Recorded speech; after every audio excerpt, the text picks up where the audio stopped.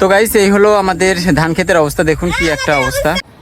তো তারপর hello guys, good morning and welcome to my new blog. আশা করছি সবাই খুব ভালো আছেন। আমার আরও একটি ব্লগে সবাইকে স্বাগত। তো আজকে আমাদের স্কুলের বাচ্চাদের দেওয়া হবে টাইফয়েডের টিকা। তো চলুন দেখা যাক, সব বাচ্চারা একটু ভীত সন্ত্রস্ত হয়ে আছে, কারণ টিকা দিতে হবে। তো দেখা যাক কি হয়, চলুন স্কুলে যাওয়া যাক। হৈমন্তী যে সাইকেল মুছতেছে স্কুলে যাওয়ার জন্য।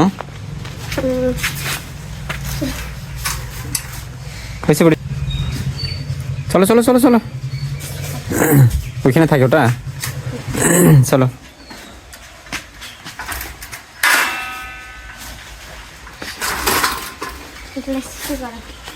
চলো চলো চলো চলো।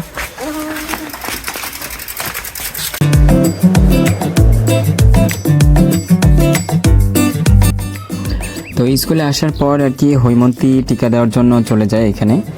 তো ওকে আর কি ছেলেগুলো সবাই ভয় দেখাচ্ছিল, আর ও একটু বেশি বেশি ভয় পাচ্ছিল।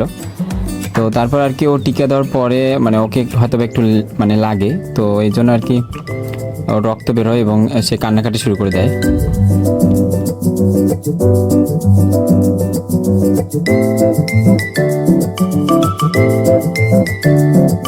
কি হলো? লাগেই নাই তো, লাগে নাই, কাঁদিও না। তারপর বাড়ি ফেরার পথে হৈমন্তীর মা ওকে একটা নুডলস নিতে বলেছিল, এই জন্য সে দোকানে গিয়ে নুডলস নেয়। নুডলস নিয়ে আমরা আবার বাড়ির উদ্দেশ্যে রওনা দিই।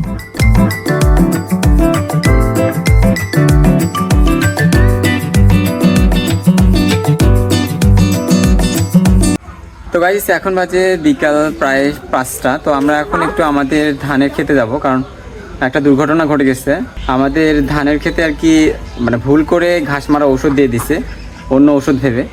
তো দোকানদারে আর কি এই ওষুধটা দিয়েছিল। তো দোকানদার আর কি ওষুধটা পড়েনি ভালো করে, আর বাবাও আর কি মানে ভালো করে দেখেনি। তো যারা ওষুধ দেয় তাদের দ্বারা আর কি বাবা ওষুধ দিয়ে নিয়েছে। পরে দেখা যায় যে ধানের আর কি মানে উপরের মানে পাতাগুলো সব মানে পুড়ে যাওয়ার মতো অবস্থা। তো ওইটা আর কি এখন দেখতে যাব। তো চলুন দেখা যাক ধান ক্ষেতের কি অবস্থা। তো গাইস এই যে আমার সাথে আর কি হৈমন্তী আর স্বর্ণাও আসছে। আমরা এখন আমাদের ধান ক্ষেত দেখতে যাচ্ছি কি অবস্থা। এই যে দেখুন কত সুন্দর সবুজ চারিদিকে ধানের ক্ষেত। আর কিছুদিন পরে আর কি ধান বেরোবে। দেখছো কত সুন্দর চারিদিকে সবুজ। এখন এইখানে কাদা কেমন করে যাবো? এই যে এইদিকে যাওয়ার জায়গা আছে, ধরো এইখানে একটা এইদিকে একটা আসো আসো। হ্যাঁ এইদিকে আমি যে দিক দিয়ে আসছি ওই দিক দিয়ে আসো, জুতো খোলা লাগবে না। হাতগুলো উপরে উঠাইও, না হলে কেটে যাবে। কি হলো? আসো। হ্যাঁ চলে যায়।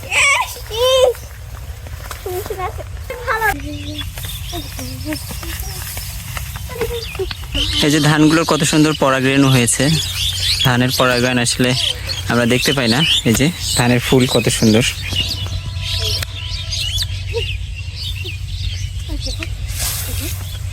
চলো করি, চলো চলো চলো, চেপা করিও না।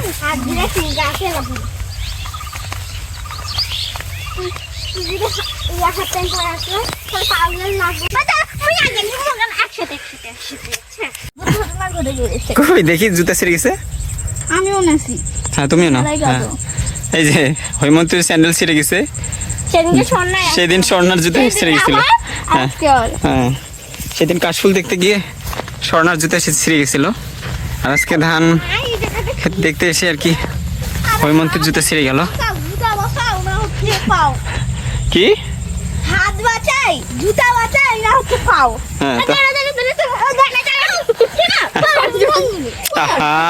পড়ে যাবে না, আসো। সবসময় ফাইজলামি খালি। ওই যে ধান ক্ষেতটা দেখা যাচ্ছে।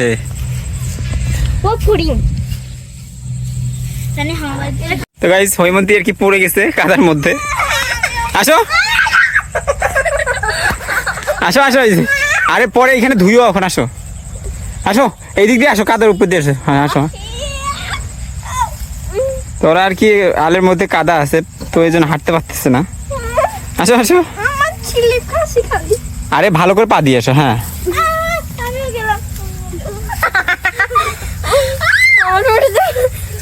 হাতটা ধোয়া আগে, এখানে হাত ধোয়া, হাত ধোয়া আগে। আসো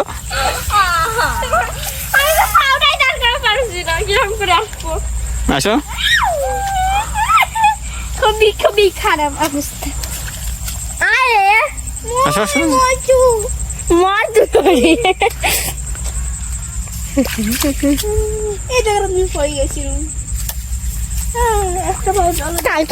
এ বাবা, এইখানে তো আরো কাদর, কেমন করে যাবো? ইনকা করে আমি লক্ষ্মীপুরে যাবো।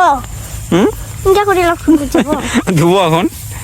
আসো, জুতাগুলো আমি পরে যাম না। আসো। তো গাইস, এই হলো আমাদের ধান ক্ষেতের অবস্থা। দেখুন কি একটা অবস্থা, এই যে একদম মানে উপরটা ঝলসে গেছে, জানি না কি হবে। মানে যত দূর আর কি মানে ওষুধটা পড়ছে তত দূর পুড়ে গেছে দেখেন। আর অন্য ক্ষেতগুলো দেখেন কিরকম সবুজ, চারিদিকে সবুজ।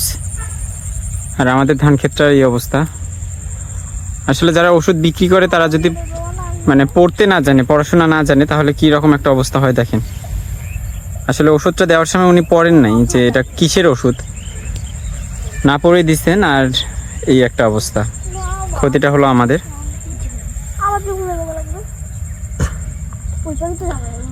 যাই হোক, কি আর করা যাবে, ভাগে ছিল এই জন্য আর কি এমন একটা ঘটনা ঘটে গেল আমাদের সাথে। এখন ধানগুলোর কি হবে, ধানগুলো কি আদৌ হবে কি হবে না জানি না। পরে আবার একটা ওষুধ দিচ্ছে আর কি, যে মানে তাড়াতাড়ি যেন আবার মানে নতুন পাতা গজায়। যদি না গজায় তাহলে তোমাদের আর এই বছর ভাত খাওয়া হবে না। দেখা যাক কি হয়। তো ঠিক আছে গাইস, এখন আমরা বাড়িতে চলে যাব। এই যে এদের অবস্থাও খুব খারাপ, কাদার মধ্যে আসতে পারতেছিল না, আমিও আর কি জুতা খুলে। আবার ঘুরে যাবো। হ্যাঁ, তোমাদের অবস্থা কি বলো? খুব খারাপ অবস্থা না? আমার জন্য তুমি লক্ষ্মীপুরে যাবে না এরকম করে? তো এইরকম করে তো আর যাওয়া যাবে না, এই দিক দিয়ে এখন এই দিকে যাওয়া লাগবে, তাছাড়া উপায় নেই। আবার ঘুরে যাবো বাড়ি, চলো। হ্যাঁ তো গাইস, এই যে হৈমন্তী আর স্বর্ণা আর কি ক্লান্ত হয়ে গেছে, দেখেন কি অবস্থা ওদের। কাদার মধ্যে হেঁটে এক একজনের স্যান্ডেল ছিঁড়ে গেছে, আরেকজন স্যান্ডেল হাতে কাদা। কি অবস্থা তোমার তো স্যান্ডেল হাতে। আমারও পায়ের অবস্থা খুব খারাপ, এই যে কাদা, একবার পড়ে গেছিলাম। দেখা পাচ্ছেন না কি অবস্থা? সেই তো। এই যে কত সুন্দর চারিদিকে সবুজ, আর মাঝখানে আমরা, দেখুন। আর এই যে সূর্যাস্ত হতে চলেছে একটু পরেই, কত সুন্দর একটা সিনারি। আমরা এখন আমাদের গ্রাম আর লক্ষ্মীপুরের মাঝামাঝি অবস্থায় আছি। একটু গেলেই আর কি এই ধান ক্ষেতটা পার হলেই লক্ষ্মীপুর বাজার। লক্ষ্মীপুর বাজারে যেতে চাইলাম তো মানে কাদা পায়ের মধ্যে পড়ছে, এই জন্য আর যেতে পারলাম না। আবার হৈমন্তীর স্যান্ডেল ছিঁড়ে গেছে, এই যে কষ্ট স্যান্ডেল। চলো ঠিক আছে। তো গাইস, আমরা এখন আমাদের মন্দিরে চলে এসেছি, যে চলো চলো।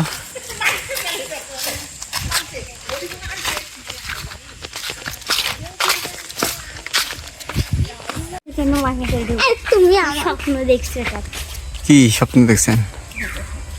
হ্যাঁ তো গাইস, আমরা ধান ক্ষেত থেকে এই যে আমাদের এখন মেঠো পথ দিয়ে যাচ্ছি, আমাদের গ্রামের কাছাকাছি চলে আসছি।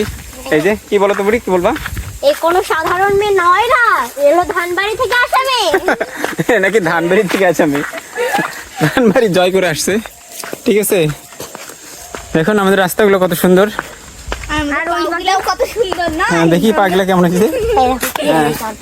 কি হয়েছে? সোনার পা তো আরো বেশি। আমার হচ্ছে এখন মাটি